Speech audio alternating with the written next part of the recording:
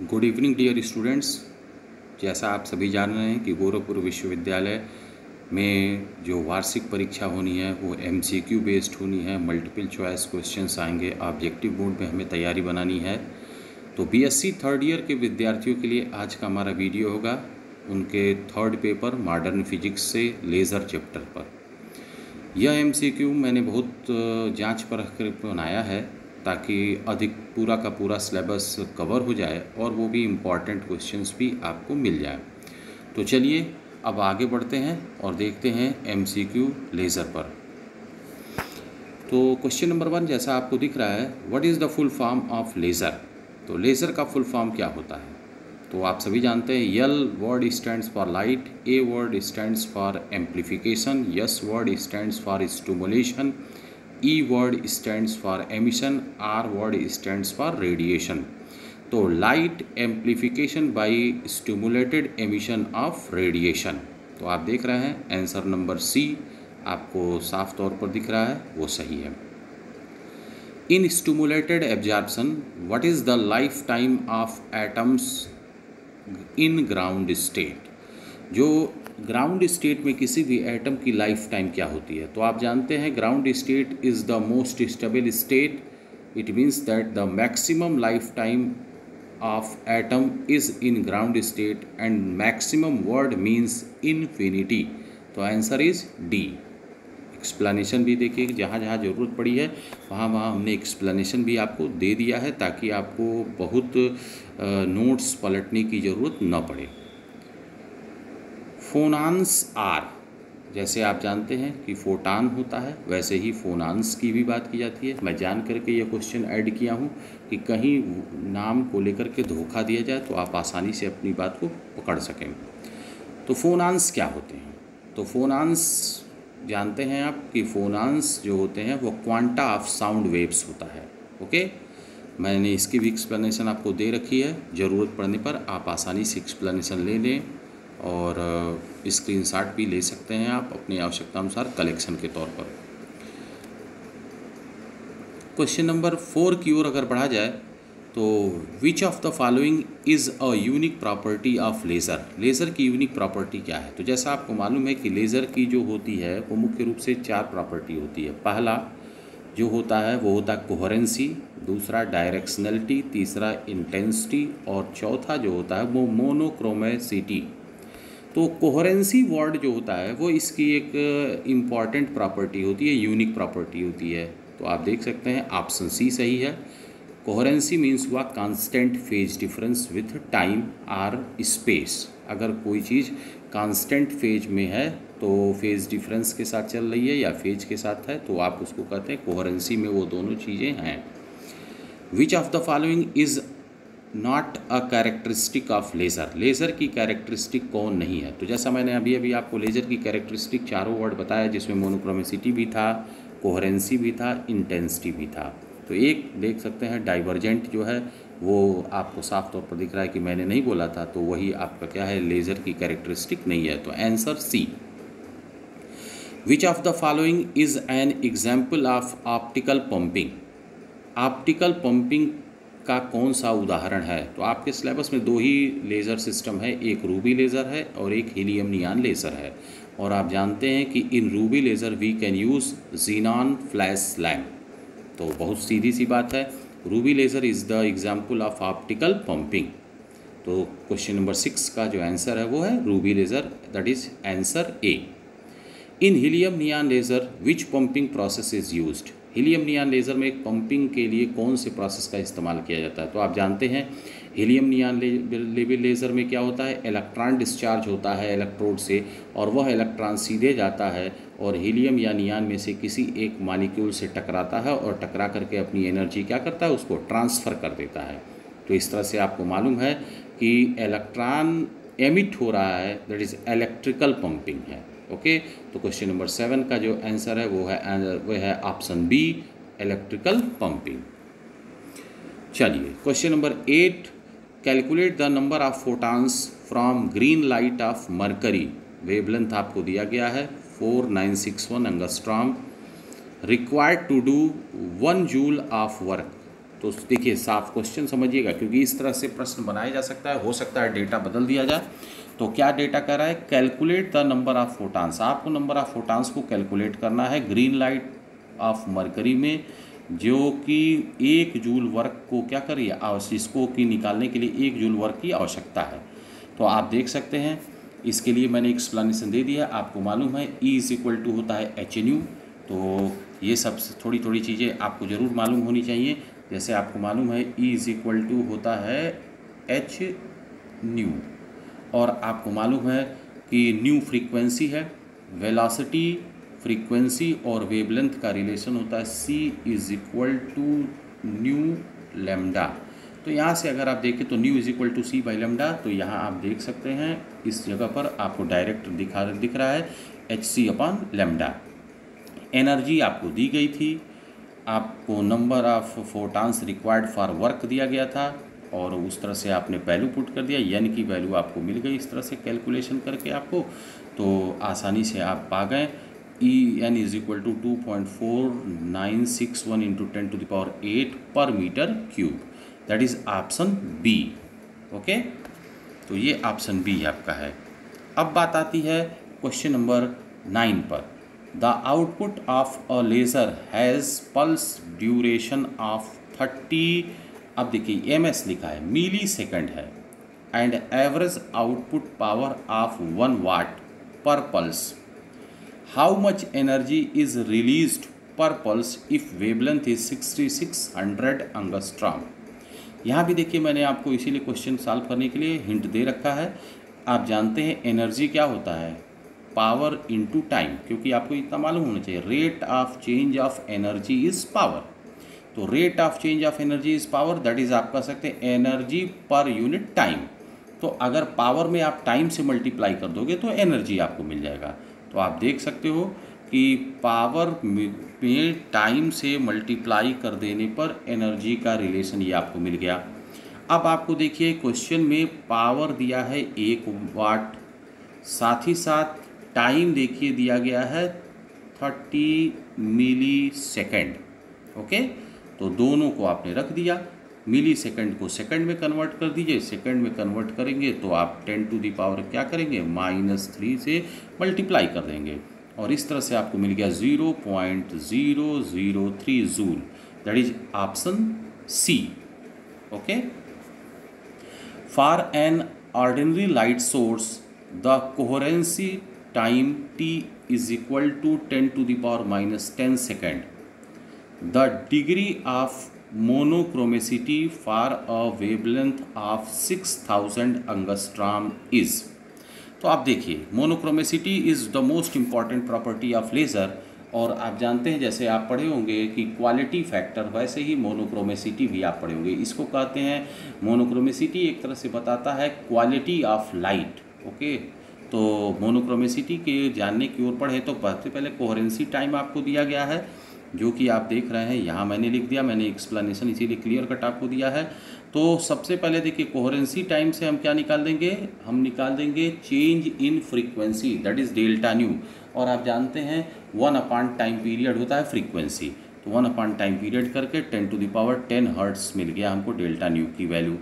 अब आप जैसे देख रहे हैं कि वैल्यू आपको दी गई है एंगस्ट्रॉम में, तो एंगस्ट्रॉम में वैल्यू हमको दी गई है 6000 एंगस्ट्रॉम। तो अब आपको ये ध्यान में रखना है कि जो हमारे पास वैल्यू दी गई है उसके अकॉर्डिंग न्यू नॉट की वैल्यू हम यहाँ कैलकुलेट कर देंगे, और इस तरह से हमारे पास जो ऑप्शन आ जाएगा वो ऑप्शन आ जाएगा 0.2 into 10⁻⁻4, that is option B. Okay, अब बात आती है 11वें नंबर का क्वेश्चन। देखिए मैंने पूरा छोटे छोटे न्यूमेरिकल्स को मिक्स किया है और मैंने हिंट किया है कि कैसे आप न्यूमेरिकल्स पर अपनी सोच बना सकें। तो क्वेश्चन नंबर 11 हमारा है, विच of the following can be used for the generation of laser pulse. कौन सा जो लेज़र है वो जनरेशन ऑफ लेज़र पल्स है, पल्स लेज़र को कौन प्रोड्यूस करता है।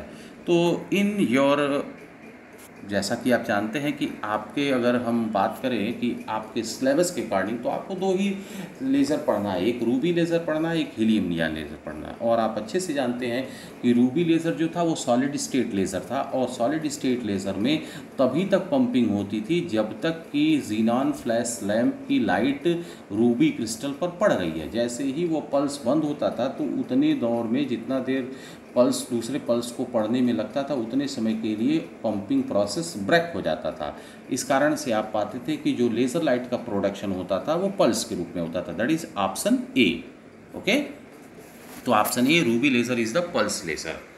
और इसी रूबी लेज़र को आप साफ तौर पर कहते हैं 3 लेवल लेज़र सिस्टम, और हीलियम नियॉन लेज़र को 4 लेवल लेज़र सिस्टम आप कहते हैं। तो ये सब बेसिक बातें आप निश्चित तौर पर नोट्स पढ़ करके जान रहे होंगे। What is the need to achieve population inversion? Population inversion को अचीव करने की ज़रूरत क्यों पड़ी? तो आप जानते हैं लेज़र के लिए मैंने आपको क्लासेस में पढ़ाया था, एक स्लोगन है, एक कहा जा सकता है, एक लाइन याद रखनी चाहिए कि Meta stable state is necessary for population inversion and population inversion is must for laser action. Meta stable state चाहिए पॉपुलेशन इन्वर्जन के लिए, और पॉपुलेशन इन्वर्जन मस्ट चाहिए लेज़र एक्शन के लिए। और आप जानते हैं पॉपुलेशन इन्वर्जन क्या होता है? तो आप जानते हैं population inversion is the condition under which the number of electrons or molecules or atoms or ions or exceed in compare to the lower energy state. जो लोअर एनर्जी स्टेट है उसके करस्पॉन्डिंग अगर हायर एनर्जी स्टेट में संख्या बढ़ जाएगी तो आप इस कंडीशन को पॉपुलेशन इन्वर्जन की कंडीशन कहेंगे। ये सारी बातें मैं आपको इसलिए बताते चल रहा हूँ ताकि आपको ये बातें एकदम क्लियर हो जाए सवाल लगाते समय। हालांकि मैंने एक्सप्लेनेशन भी लिख दिया है। तो इस तरह से आप देख सकते हैं to excite most of the atoms, तो साफ तौर पर दिख रहा है कि अधिकतम एटम्स जब आप चले जाएंगे हायर एनर्जी स्टेट में, तो आप जानते हैं कि जैसा लेज़र का फुल फॉर्म से हम शुरुआत ही किए थे पहले क्वेश्चन में, तो भाई एमिशन तभी तो होगा जब हायर एनर्जी स्टेट में संख्या बढ़ेगी, और इसी कारण से हमें पॉपुलेशन इन्वर्जन की ज़रूरत पड़ती है। ओके, चलिए, तो क्वेश्चन नंबर 12 का आंसर मैंने पूरी थियरी सहित आपको बताया, ऑप्शन ए। एक्सप्लेनेशन भी मैंने दे रखा है। विच of the following is used in atomic clocks? अब देखिए, चूँकि लेज़र का एप्लीकेशन का एरिया बहुत वाइड है, इसलिए निश्चित तौर पर आपको थोड़ा सा एफर्ट एप्लीकेशन के पार्ट में करना पड़ेगा, और जो लेटेस्ट मॉडर्न एप्लीकेशंस हैं उनका नाम जरूर जानिएगा ताकि उस पर कोई क्वेश्चन बने तो आप आसानी से कर सकें। तो ये जो एटॉमिक क्लॉक्स है इसमें क्या इस्तेमाल होता है? तो आप देख सकते हैं मैंने एक्सप्लेनेशन लिख दिया है, मेसर का इस्तेमाल किया जाता है, that is option C. Okay, अब बात आती है क्वेश्चन नंबर 14 की। The information carrying capacity of laser is due its large. तो कहा जा सकता है कि लेज़र की जो इंफॉर्मेशन कैपेसिटी होती है वो क्यों बहुत अधिक होती है? तो इसके लिए कहा जाता है कि कौन सी प्रॉपर्टी जिम्मेदार है? तो आप जानते हैं कि सिग्नल सिस्टम में किसी भी सिग्नल की बैंडविड्थ का बहुत अहम रोल होता है। जिसकी बैंडविड्थ जितनी ही कहा जा सकता है अधिक होगी, आप पाएंगे कि उसके लिए जो क्वालिटी होगी वो उतनी ही बेहतर होती चली जाएगी। तो आप देख सकते हैं लेज़र हैज़ लार्ज बैंडविड्थ। चूँकि बैंडविड्थ को जब हम फ्रीक्वेंसी और वेवलेंथ के साथ आगे बढ़ते हैं तो हमको मालूम है कि ये जो फ्रीक्वेंसी होता है वो होता है, बैंडविड्थ कहा जाता है central frequency, the ratio of central frequency and the change in central frequency. ये एग्जैक्टली होता है। जब इसी को आप फ्रीक्वेंसी को वेवलेंथ में कन्वर्ट करते हैं तो ये रिलेशन इनवर्स का हो जाता है, क्योंकि आपको मालूम है कि न्यू प्रोपोर्शनल टू 1/λ होता है। जैसे कि मैं आपको ऊपर ही लिख के बता चुका हूँ कि न्यू इज़ इक्वल टू, जो आपको मैंने ये रिलेशन लिख के दिखाया था कि new is equal to c/λ, और आपको मालूम है c तो वेलोसिटी ऑफ लाइट है जो कि कांस्टेंट है, तो यहाँ से न्यू प्रोपोर्शनल टू 1/λ से ये बात कही जाती है। तो वो रिलेशन जो होता है फ्रीक्वेंसी वाला, वही रिलेशन इन्वर्स हो जाता है बैंडविड्थ के लिए। हालांकि मैंने एक्सप्लेनेशन दे रखी है थियरी के माध्यम से। ओके, नेक्स्ट तो क्वेश्चन नंबर 14 का ऑप्शन है बी बैंडविड्थ। अब इसी तरह से अगर हम क्वेश्चन नंबर 15 की ओर चलें, the following graph is pictorial representation of. अब जो आपके सामने एक पिक्चर दिया गया है, उस पिक्चर को देख करके आपको पहचानना है कि कौन सा प्रोसेस है। तो आप देख सकते हैं हायर एनर्जी स्टेट में आपको एक एटम या मालिक्यूल कुछ भी आप कहें वो दिख रहा है, और आपने एक एचन्यू फ्रीक्वेंसी के फोटान को एक्सटर्नल सोर्स से क्या किया, उस पर फॉल कराया। जब वो एक्सटर्नल सोर्स उस हायर एनर्जी स्टेट पर बैठे हुए एटम तक पहुंचा तो उस एटम को क्या किया, सेकंड वाले देखिए एरो के बाद वाले में, ये आप देख सकते हैं एरो के राइट हैंड साइड पर आपको ये चीज़ दिखनी चाहिए। यहाँ ये देख रहे हैं, ये जो फोटान गया, ये फोटान हायर एनर्जी स्टेट पे बैठे हुए एटम को क्या किया, वो स्टिमुलेट किया कि वह ग्राउंड स्टेट पर चले अपनी लाइफ टाइम को बिना पूरा किए हुए। और इस तरह से आपने देखा कि दो कोहेरेंट फोटान आपको निकलते हुए दिखाई दिए, और यह जो घटना होती है यह स्टिमुलेटेड एमिशन की घटना होती है। तो इस तरह से आप देख सकते हैं ऑप्शन सी जो है वो करेक्ट ऑप्शन है। ओके, अब इसी तरह से देखिए क्वेश्चन नंबर 16 में, what determines the colour of light. कौन कलर ऑफ लाइट को डिटरमाइन करता है। तो आपको अच्छे से मालूम होना चाहिए कि जो वेवलेंथ होता है वो कलर ऑफ लाइट को डिटरमाइन करता है। तो क्वेश्चन नंबर 16 का जो करेक्ट ऑप्शन है वो है option B, its wavelength. Question number 17 है, laser can be operated in how many mode. जो लेज़र होता है वो कितने तरीके से ऑपरेट किया जाता है। तो सामान्य रूप से अभी भी मैंने बोला कि आपके सिलेबस में दो लेज़र डिज़ाइंड है, एक रूबी लेज़र पल्स लेज़र और दूसरा है हीलियम नियॉन लेज़र जो कि है कंटिन्यूअस लेज़र। तो continuous laser, helium neon laser उसका एग्जाम्पल है, पल्स लेज़र का एग्जाम्पल है आपके सिलेबस में रूबी लेज़र। तो according to your syllabus we have two mode of operation, one is pulse and other is continuous. तो इस तरह से आप देख सकते हैं कि जो हमारे पास ऑप्शन मौजूद है उसमें ऑप्शन ए जो है वो करेक्ट ऑप्शन है, दैट इज़ आप देख सकते हो option A, that is 2। Okay, next 18 number का जो क्वेश्चन है वो कहता है, the light from a laser source is monochromatic because all the photons. अब मोनोक्रोमेसिटी को आप कैसे परिभाषित करेंगे भाई। तो आप कहते हैं मोनोक्रोमेसिटी में कहते हैं कि अगर बहुत सारे फोटॉन्स आपस में कांस्टेंट फेज के साथ आगे की ओर बढ़ रहे हों तो आप कहेंगे कि वो सभी के सभी फोटॉन्स क्या है, एक दूसरे के वो या उन सभी के सभी फोटॉनों के जो ग्रुप से जो लाइट चल रही है वो क्या कहलाएगी, मोनोक्रोमेटिक कहलाएगी। क्योंकि आप कहते हैं monochromatic light are those light which have single wavelength or frequency. तो आप कह सकते हो कि इस तरह से, चूँकि देखो यहाँ साफ साफ दिखा है are in same phase, are in phase, have same energy, have same amplitude, are in same direction. तो देखिए एनर्जी से कोई मतलब नहीं है, एम्पलीट्यूड से कोई मतलब नहीं है, डायरेक्शन से कोई मतलब नहीं है। तो आपको मालूम होना चाहिए कि सभी के सभी फोटॉन्स एक ही दिशा में अगर कांस्टेंट फेज के साथ आगे की ओर बढ़ रहे हैं तो आप उस लाइट को मोनोक्रोमेटिक कहेंगे, और फोटान की एनर्जी क्या होनी चाहिए, सेम होनी चाहिए। चूँकि जो ऑप्शन दिया गया है उसमें से मोस्ट अप्रोप्रिएट ऑप्शन है ऑप्शन नंबर ए। इसी तरह से क्वेश्चन नंबर 19 का रहा है, the life time of atoms in the excited state is normally.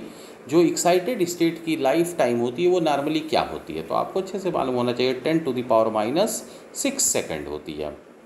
जो मेटास्टेबल स्टेट होता है, metastable state is also a special excited state whose life time is 10⁻³ second. तो कभी भी कंफ्यूज मत होइएगा, हालांकि 10⁻³ सेकंड ऑप्शन में नहीं है, लेकिन सवाल ने साफ तौर पर लिखा है excited state is normally. Normally का मतलब होता है कि हम जनरल बात कर रहे हैं, ठीक है ना। और मेटास्टेबल स्टेट क्या होती है, स्पेशल एक्साइटेड स्टेट होती है। तो क्वेश्चन नंबर 19 का ऑप्शन है ए। अब क्वेश्चन नंबर 20 की बात करें तो laser light is intense because. Laser light क्यों इंटेंस होती है। तो आपको अच्छे से मालूम है, ऑप्टिक्स में आपको पढ़ाया गया होगा कि किसी भी लाइट की इंटेंसिटी का मतलब होता है एनर्जी से। तो आप कहते हैं कि अगर unit area of cross section में नंबर ऑफ फोटॉन्स बढ़ रहे हों, अगर unit area of cross section में नंबर ऑफ फोटान्स बढ़ रहे हैं तो आप कहते हैं कि उस लाइट की एनर्जी बढ़ रही है। इसका मतलब आपको फोटान पर फोकस होना है। ओके, तो देख सकते हैं इस क्वेश्चन नंबर 20 का करेक्ट ऑप्शन है सी, जिसमें कहा गया है it has very large number of photons that are in phase. देख सकते हैं बहुत सारे फोटान्स अगर हैं और सेम फेज में हैं तो आप कहेंगे कि उस लाइट की या उस लेज़र की इंटेंसिटी अधिक होगी, इसका मतलब उसके पास एनर्जी अधिक है। तो एक सिंपल सी बात समझ लेना कि अगर किसी भी लाइट में नंबर ऑफ फोटान्स बढ़ेंगे तो उसकी इंटेंसिटी बढ़ेगी, इसका मतलब इंटेंसिटी के लिए जो कारण है वो नंबर ऑफ फोटान है। ओके, तो क्वेश्चन नंबर 20 का करेक्ट ऑप्शन है option C. Last question is that is 21, जो 21वां प्रश्न है उसमें कहा जा सकता है wavelength emitted by helium neon laser is. अब आपके सिलेबस में दो ही लेज़र है, एक रूबी लेज़र है, एक हीलियम नियॉन लेज़र है। नॉर्मली आप लोग इसको याद किए होंगे एंगस्ट्रॉम में, और इसीलिए ऑप्शन मैंने दे दिया है नैनोमीटर में। तो ये ध्यान रखिएगा कि एंगस्ट्रॉम नैनोमीटर, मतलब एंगस्ट्रॉम और नैनोमीटर को जब आप कन्वर्ट करेंगे तो आपको कुछ करना नहीं है। आपको याद होना चाहिए कि यहाँ आपको याद होगा कि हीलियम नियॉन लेज़र के लिए जो आप पढ़े होंगे कि वेवलेंथ एमिट होता है वो होता है 6328 एंगस्ट्रॉम। 6328 एंगस्ट्रॉम में अगर आप 1000 से भाग दे दें तो कितना आ जाएगा वो आप खुद समझ सकते हैं। और यहाँ से ज़रा सा मैं आपको दिखा भी दे रहा हूँ, देखिए 6328 एंगस्ट्रॉम ये था, और इतना खैर मैं मानता हूँ कि आप लोगों को मालूम भी होगा। अब इसमें देखिए 1 दशमलव लग गया, इसका मतलब कितने से भाग दे दिया गया, 10 से भाग दे दिया गया है। क्लियर बात? तो ये चीज़ आपको क्लियर होनी चाहिए। तो 63.28 नैनोमीटर, 550 नैनोमीटर, 695 नैनोमीटर, 623.8 नैनोमीटर। तो इसमें से करेक्ट ऑप्शन है ऑप्शन ए। अब यही मैं बता दे रहा हूँ, रूबी लेज़र के लिए अगर पूछा जाता तो रूबी लेज़र के लिए क्या करेक्ट ऑप्शन होता, तो रूबी लेज़र जो लाइट एमिट करती है उसको भी आपको याद हो जाना चाहिए। हालांकि मैंने क्वेश्चन में उसे नहीं दिया है, बट आपको ये हिंट है कि आप जब क्वेश्चन को पढ़ें तो आपको इससे रिलेटेड और कितने क्वेश्चंस डेवलप हो सकते हैं वो आप अपने दिमाग से सोच सकें। मेरा प्रयास था इस लेज़र के 21 क्वेश्चंस को देने का कि आपका दिमाग काम करने लगे कि इससे मिलता जुलता एक आध क्वेश्चन और आप कैसे सोच सकते हैं। हालांकि मैंने हर तरह के क्वेश्चंस को लिया है और क्वेश्चन के सीक्वेंस को मैंने बदल करके आपको दिया है ताकि आपको ऐसा ना लगे कि एक तरफ से हमारा दिमाग चल रहा हो। इसीलिए देखिए बहुत सारे क्वेश्चन जो पहले प्रॉपर्टी के थे वो मैंने लास्ट में ले आया। तो आज के क्लास के लिए इतना ही, और आज की वीडियो को देखने के लिए आप सभी को धन्यवाद। उम्मीद है कि यह वीडियो आपको MCQ परीक्षा में बेहतर रिजल्ट देने में मददगार साबित होगी। इसी आशा के साथ आज के लिए इतना ही, धन्यवाद।